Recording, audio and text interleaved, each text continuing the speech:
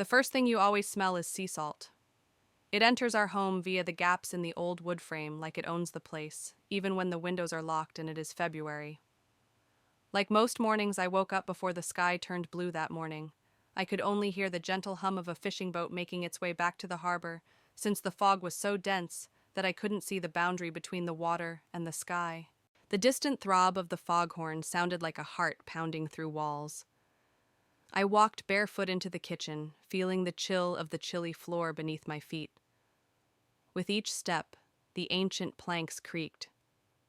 For 3 generations, Michael's family had owned our White House on the outskirts of Port Lorne.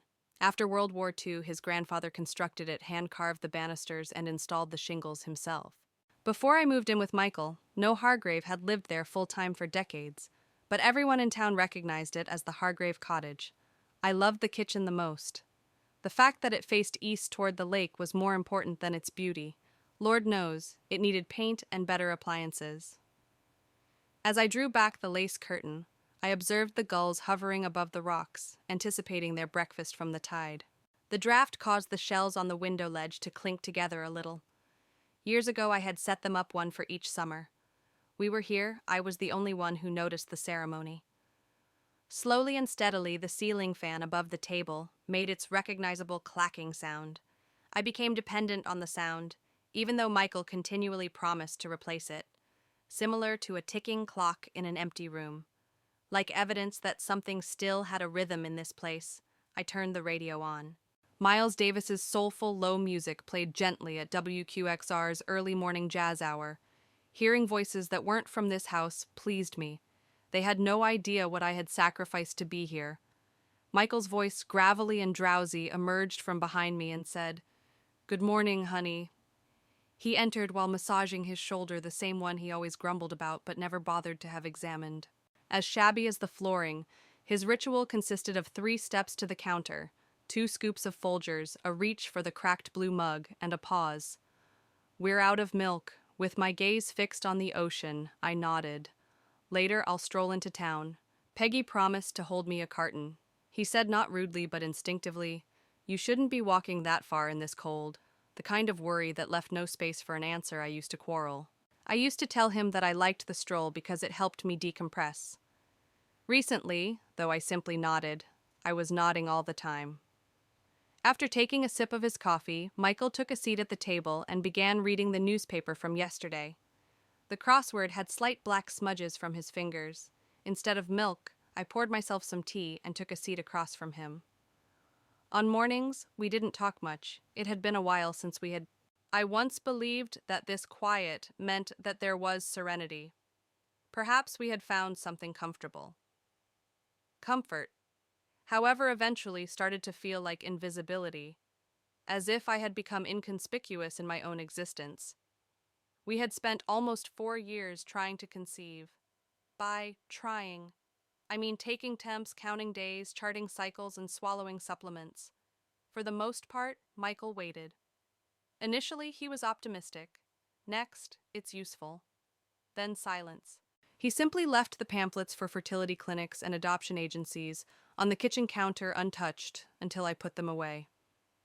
After the second miscarriage, I quit teaching 3 years ago.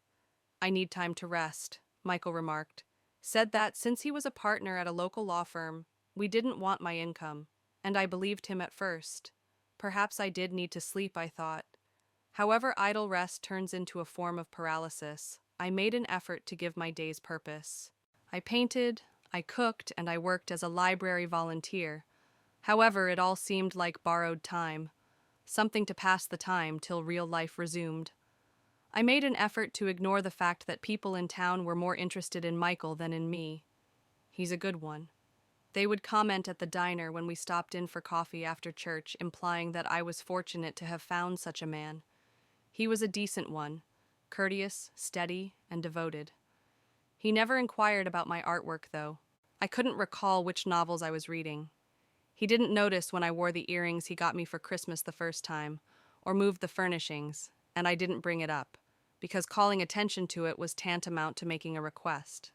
Additionally, I had discovered that it was rude to ask in this household if my mother were still here. I occasionally pondered what she might say. Although she had also grown up in Port Lorne, she lived in Boston as an adult teaching English in high school and sporting red lipstick until her death. She had once warned me, "Don't make yourself small for anyone," when I was copying poems for school and folding clothes at our previous apartment. When you vanish, they won't notice. It hadn't occurred to me in years.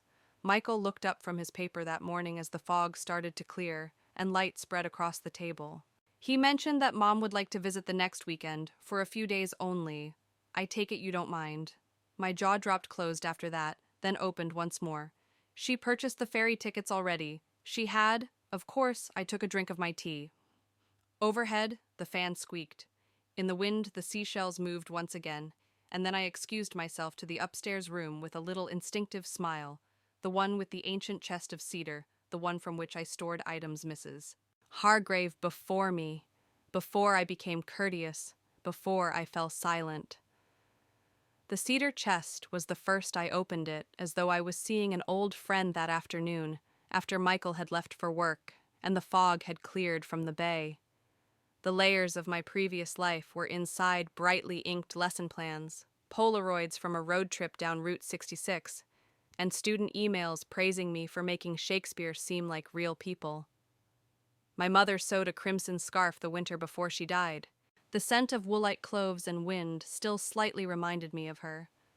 I rubbed my hands over the folded cloth as if it might respond.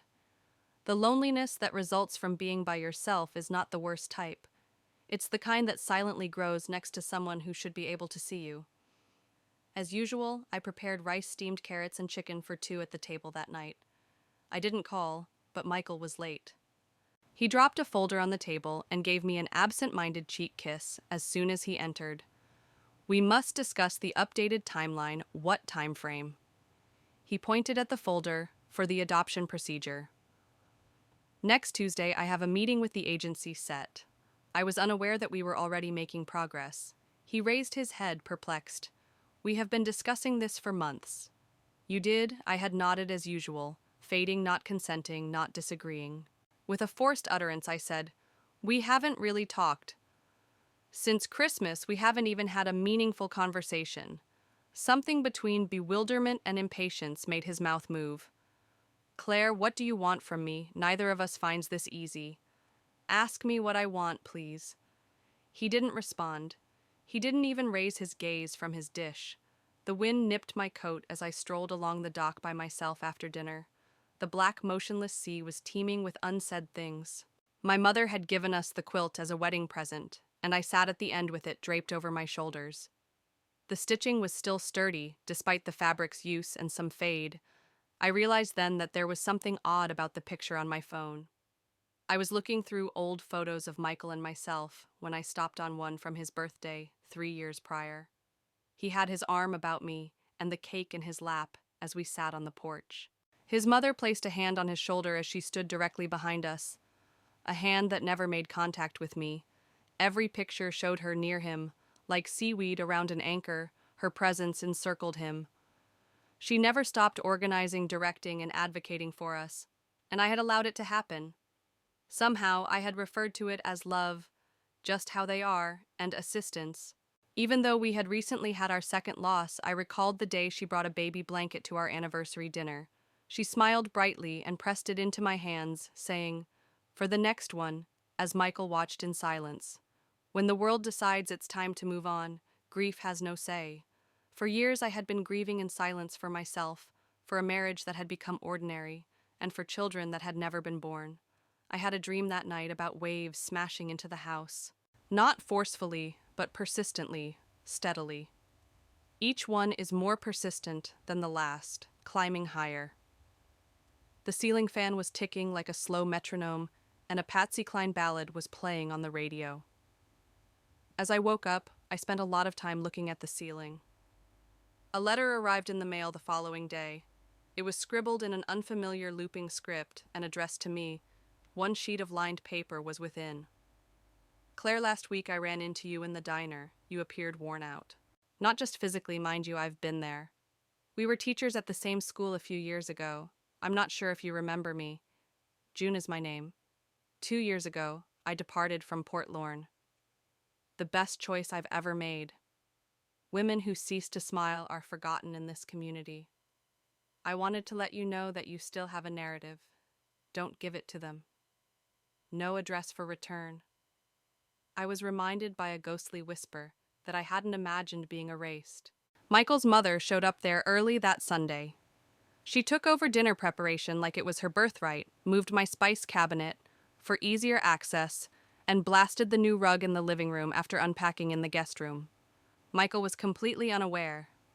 She commented, "You know, dear adoption could really help you feel whole again," while she was washing dishes later that night. The time for morning is over. I let the dish fall. Not because I was angry, not from shock, but because I could no longer control my fingers.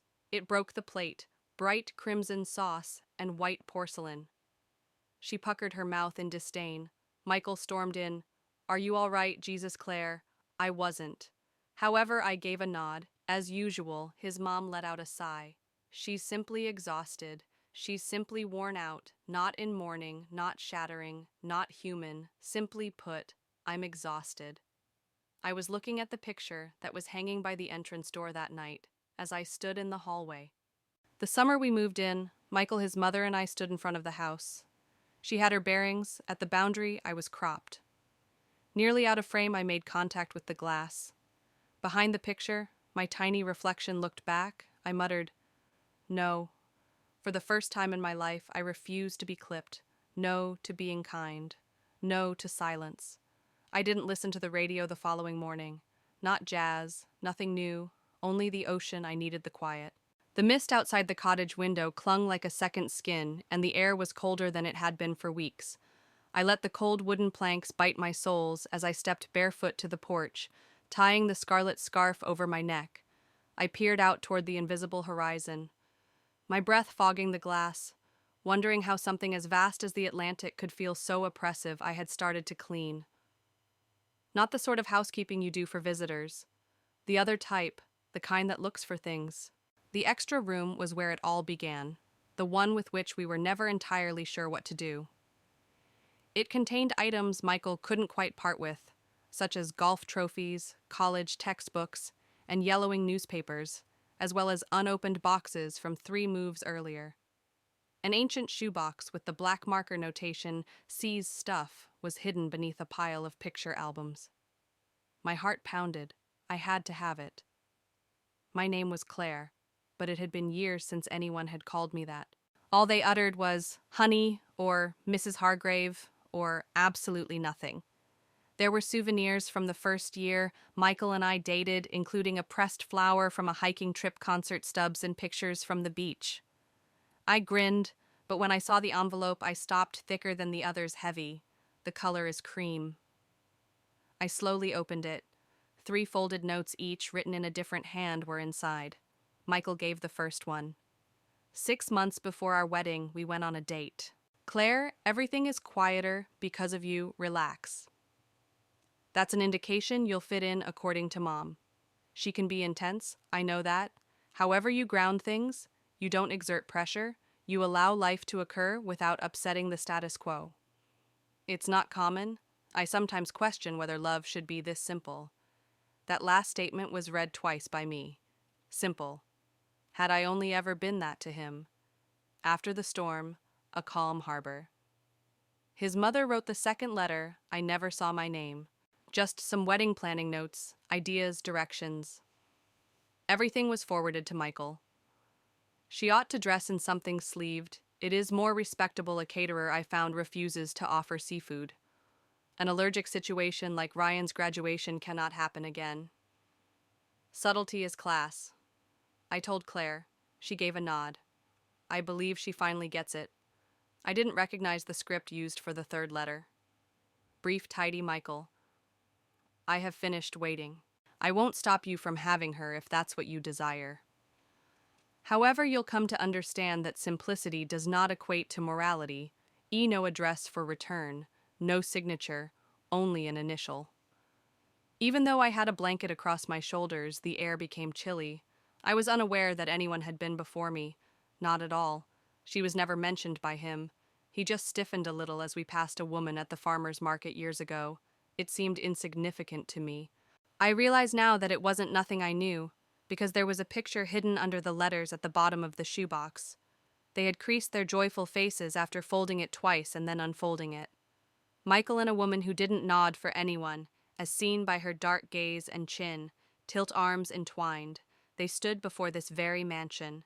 Her hand was on his chest, as if she claimed him, not as if she was clutching, written with a fading pen on the reverse, Eliza, October 2011. Before the compromise, for a long time I stood in the middle of the room. Above the ceiling fan groaned and started making its slow, steady creak. The sound that used to reassure me now seemed like a warning that I had disregarded for too long. I took the picture into the kitchen, sat down at the table, and placed it beside my iced tea. Eliza, this human, had been erased similar to me. Not in silence, though, she had made a mark. No one dared to bring it up. I quietly asked Michael over roast chicken that night if he ever considered his life before me. He didn't raise his head. Why would I? Before we met, you never mentioned anyone. He gave a shrug. That is behind us. Why think about it? I felt like screaming, not due to Eliza, but because it was never about love, as I realized at the time. Fit was the issue because I didn't resist the current. I was selected, since I gave a nod, because I allowed the tide to carry me away. I went under the bed later that night and got a box. This time not the cedar chest. I hadn't opened it since my mother passed away. The framed picture of the two of us at my graduation was inside, wrapped in her cardigan. Lipstick smudged on my cheek. She had her arm wrapped around my shoulder, drawing me closer. She had a proud expression. I appeared brave and alive. I set it beside the shells on the windowsill. Give it some time to observe the waters. I skipped making tea the morning after discovering Eliza's letter. I brewed coffee in my mother's ancient, cracked mug, with the faded sunflower design strong and black. The remainder of the kitchen seemed at odds with the one Michael constantly mentioned. With the framed picture next to me, I drank it while observing the tide coming in beneath the drab winter sky. As if whispering something I hadn't yet dared to voice aloud. The shells on the windowsill rattled softly in the breeze. You remain here. They hadn't forgotten me. I just had forgotten who I was. I called the school district, 2 towns over that day. A month ago, I noticed the flyer on the bulletin board outside the library, looking for English literature as a long-term substitute. Start with flexibility. Strong references are preferred. I never gave it another glance after putting it in my pocket. So far, the woman who responded sounded taken aback. In fact, we recently renewed the hunt. I take it you're Ms. Hargrave. With a shudder in my chest, I replied, No. Just Claire is doing fine. I sent my old resume via email. Michael wasn't even consulted. By mid-afternoon, I had repacked my teaching materials, cleaned the cedar chest, and made a list of items I wanted to get out of storage, including my old art prints, my books, and the yellow drapes from my previous apartment. The goal was that nothing matched the decor of the house. Michael arrived home early. He was with his mother. They had a box with them. From the top, white tissue paper was visible. What is this? I asked, using a dish towel to wipe my hands. His mom smiled. The christening gown was repaired. As an infant, it belonged to Michael's silk, made of ivory, stitched by hand. Still in excellent shape. I blinked. Christening gown. Obviously for the baby, I answered. There is no baby. Be calm, steady. The grin wavered. Well, not just yet, however. Next week's adoption agency meeting. I won't be going. Michael firmly put the box down. Claire. I glanced at him and replied, I'm not going. I glanced closely. I'm not signing up to be featured in a family album as a symbol. His mom's cheeks turned red. You're going overboard. No. For the first time, I'm responding precisely like I should. I went upstairs, leaving the box on the table. The door was not slammed by me. I refrained from crying. I opened the window and sat on the bed, allowing the sea air to fill the room like a second baptism. The ancient lace curtain danced as if it remembered something I had forgotten as the wind pulled at it. I didn't prepare dinner that evening. I entered the town on foot. I made a stop at Peggy's establishment, the diner. The blackboard menu, the hand-painted sign, and the plastic flowers that have been in the windowsill since 1997. As I walked in, she looked up. Claire, you haven't been seen in a while. Are you awake? I proposed. Yes, that's the term, she said. Slowly, I sat down behind the counter. Pie was ordered. Not salad, not soup, nothing courteous. Peggy leaned over and poured me a cup of coffee.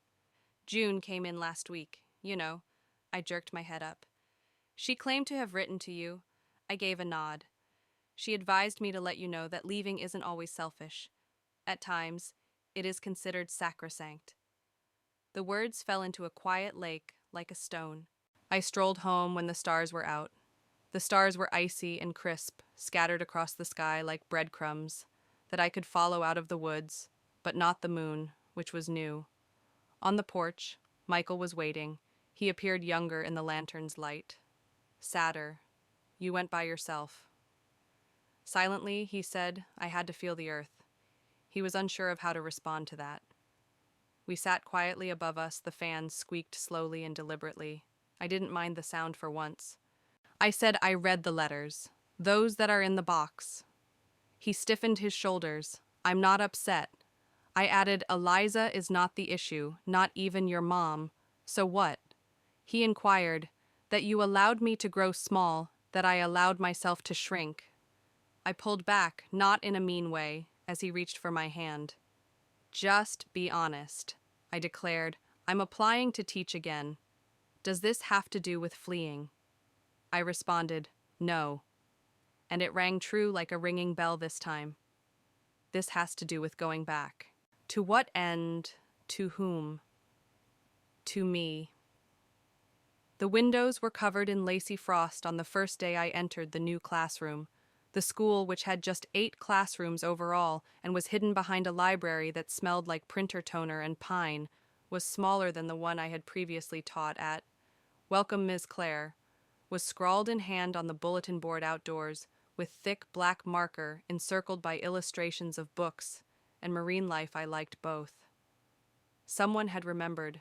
I touched the edge of the instructor's desk. Rough wood smoothed by years of graded papers and anxious fingers. It seemed like mine. Even though it wasn't fancy, I didn't feel like a visitor in my own space for the first time in years. As if to test my willpower, the wind outside blew in from the Atlantic and pressed against the old windows. I didn't flinch, though I moved into a little cottage in the neighboring town over the weekend. Shingles that are white, a small porch. Familiar and strangely cozy today, the ceiling fan above the dining table moaned softly at night, and the kitchen window faced the river. I used seashells from the old house to line the windowsill. Only the ones I had personally selected, not all of them. Each one was a memory I wished to preserve, free from the narrative that had been crafted for me by others. In the months that followed, Michael and I hardly spoke. In April, he gave me a call to inform me that his mother was relocating to assisted living in Augusta. He replied, "She's not well," and I could sense the fatigue that results from sorting out too many inherited tangles in his voice. I told him, "I hope you're okay," and I meant it. However, I didn't request more. His version of events was no longer necessary to support mine. I got a parcel at school a week later. My mother's red scarf was inside, no note folded nicely, only the scarf. Maybe it was Michael or someone in town who remembers, but I never found out who sent it. However, I hung it next to my coat on the door peg. The following morning, I wore it while making my way to the coffee truck beside the bookshop. The barista grinned. "You're new?" To my surprise, I answered, "I'm not. I just got back." I put a picture up in the hallway at home. It wasn't a wedding photo or a snapshot of the family. I was by myself, on the rocks close to Port Lorne, with salt on my lips and wind in my hair. The summer prior to my marriage, my sister had taken it. I had forgotten about it. I placed a wooden frame painted with tiny seashells that I purchased at a thrift store over it. It had a wonderful, irregular, homemade appearance. The way the paint chipped in the corners appealed to me. The fog rolled in as the wind howled that night.